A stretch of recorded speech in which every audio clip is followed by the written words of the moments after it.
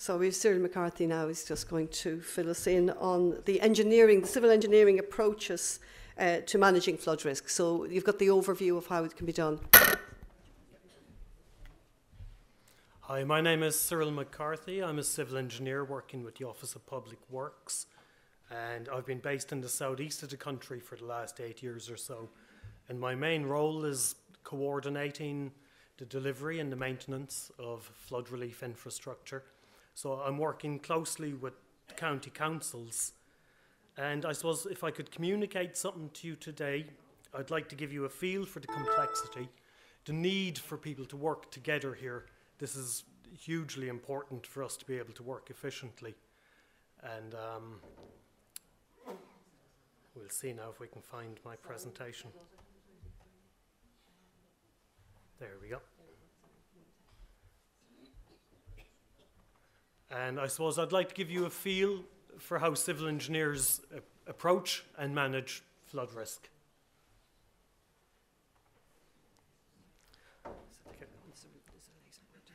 Oh, thank you. Thank you.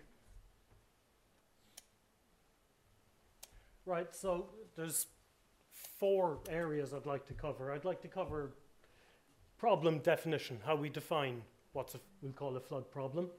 Identification of an appropriate solution. I'll go through some of the typical engineering, the hard measures that we put in, and I'll touch on then it's a democratic process, so engagement with the public is critical. Right, so in terms of defining a flood problem, records of river levels are very important. So I suppose if you do experience flooding and you've got the time and resources and if you can do it safely, a record of when and where the water level reaches would be useful in the long term. The relationship between rainfall and the river flow, I'm going to touch on that in a moment. One thing I'd like to explain is this concept of a 1 in 100-year flood event, because I know when I talk to people, they think I flooded. Is such an event, how come it can happen again? It's a bit like a 100-faced dice. If you get a 1 in 100-year event, it doesn't mean you won't get it again the next year. It's just highly unlikely. So a 1 in 100-year event is a flood event that on any given year has about a 1% probability of occurrence. Now, in terms of developing this, so we want to define the flood problem. Well, the first thing is the catchment. And this red line is what we call a threshold. Water that falls here goes that way. Water that falls within that line, this is the River Suir catchment. It's about 2,000 square kilometres. 1 inch of rain falling here would give you 50 million tonnes of water. All that water comes down through the Suir system and out to sea. So in terms of how do we define, how do we get a standard to deal with this? Here we see rain gauges, so we can monitor. We've about 30 rain gauges here throughout the catchment, and we can correlate that with flow. This is the river network within the same catchment, and here we see the river gauges, so we can measure and record river levels. Now in Clonmel, we've continuous river levels going back to 1953. This was hugely important in terms of understanding the flow as a statistical event to try and get that 100-year level. We did in Clonmel, about 500 tonnes of water a second was found to be a 1% event. And the physics, the mathematics is complex. And here's a computer model of that flood event on the ground. And what does that look like in reality? This is a lesser event. So you can see here. So if you do go to an exhibition where you're looking at maps, it might just help to have that visual image. That's what you might see, and that's what it means on the ground. So that's the problem defined. There's your 1 in 100-year event. The next challenge, what do we do to address this? This might be all too familiar a scene to some of you. This is Clonmel in 2009, if I remember right. This is the same flood event, but I just wanted to show you here as well, just to give you a feel of the energy in the water. It's been held up here by the bridge. So I suppose just be careful, you know, the health and safety, the energy. If someone goes in there, it's unlikely they'll come out. Right, so having identified the problem, the next thing is to identify a solution. We need to address complexity. This is a huge issue, and I think in terms of engaging with the public, I think it's important that this is appreciated. Rivers are living systems. We have to deal with the ecosystem. We have to do things that are sustainable. The scale of that catchment, 50 million tonnes of water coming down through the topography, trickling every which way. You know, physics, the mathematics is very complex, but we do need flood relief schemes that are reliable, that provide value for money, and as I said, they do need to be sustainable. An investment like this will be with us for the next century or so. We need to do it right. When they do work, this is Clonmel in what would have been a flood. I think about 250 properties were protected during this February 2015. So you can see they're pumping water back in. There'll always be a bit of leakage. There's 7 kilometres of a scheme here. So pumps are important, but you can see the water is held here by the concrete walls. Here's another image. Demountable barriers were mentioned earlier. Here we see them in place where we needed a gap for traffic movement, and we can see the water held back there. And this is what it looks like on the dry side. Now, typical engineering measures we put in place, and these are the hard measures. It's not the only solution, but I suppose it's the traditional hard engineering approach. Clay is impermeable.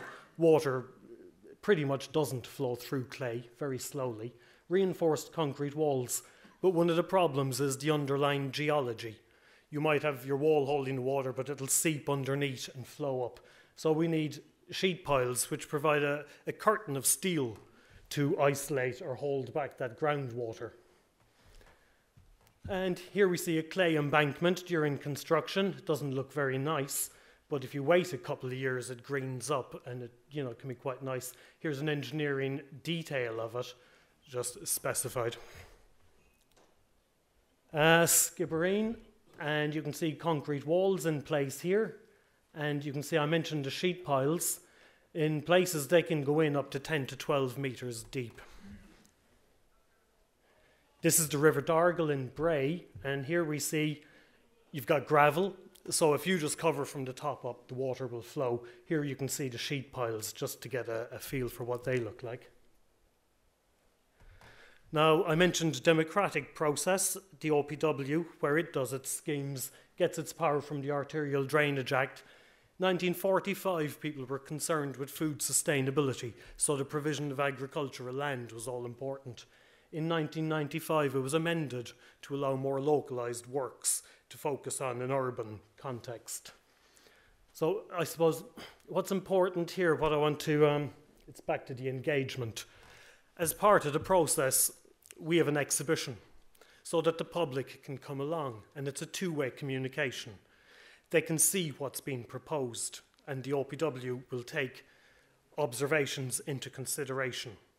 And they're all important. This is taken very seriously. We need that information before we get into the detailed design. We don't want to waste money on inefficiencies where maybe there's miscommunication or misunderstanding between the public. So I think two-way communication is all important here. I mentioned the complexity. To deliver a civil engineering scheme like this and the way it impacts upon the receiving environment, it's big scale. It can alter a town. So, partnership is crucial. We need the public on board. The local authorities are critical. My work is day-to-day really coordinating and working with local authority engineers throughout the southeast. The National Parks and Wildlife Service and Inland Fisheries Ireland, they're key partners. We need them on board. A river is a living system, and it has its spawning seasons, it has its bird life. We have to work around this. Archaeology, a lot of agriculture, the grounds have been ploughed. The rivers remain key depositories of our archaeological heritage. So we have to work with the archaeologists. We also work with Chamber of Commerce in Clonmel, so we minimise disruption on business. And in Enniscorthy, we're putting in a bridge. And a critical factor here is disability access. We're limited in terms of the heights, so we have to work with the disability officer, access officer in the council. So I just want to give you a flavour. It's multidisciplinary. It takes 20 or 30 teams of professionals to feed into a large-scale flood relief scheme to do it right. Now, I think as an engineer in the OPW, it's a source of pride that we do deliver. And here's Bray. This was officially opened earlier this month. So if you know Bray, there's Bray Bridge. And here's the finished works, the new wall down here. And here it is on the street, again looking up towards Bray Bridge there. And I've just a few more images. I was saying the wildlife.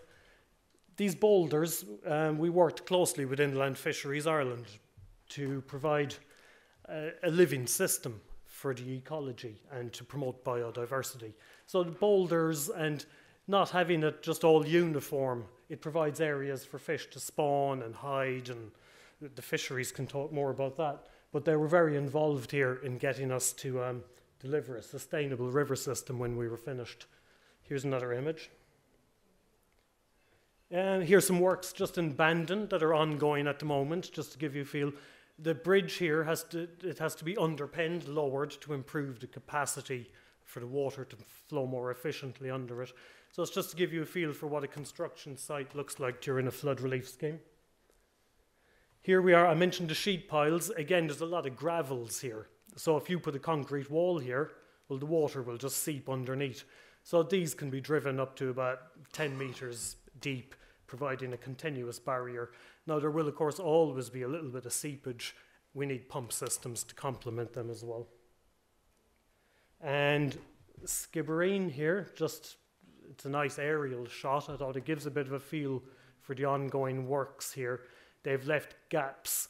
If we're unfortunate enough that there is a flood event, it's considered, and it's a source of egress, a pathway for the water to get away there. So I hope I've given you a little bit of a feel for the civil engineering involved here. And that's it. Thank you very much.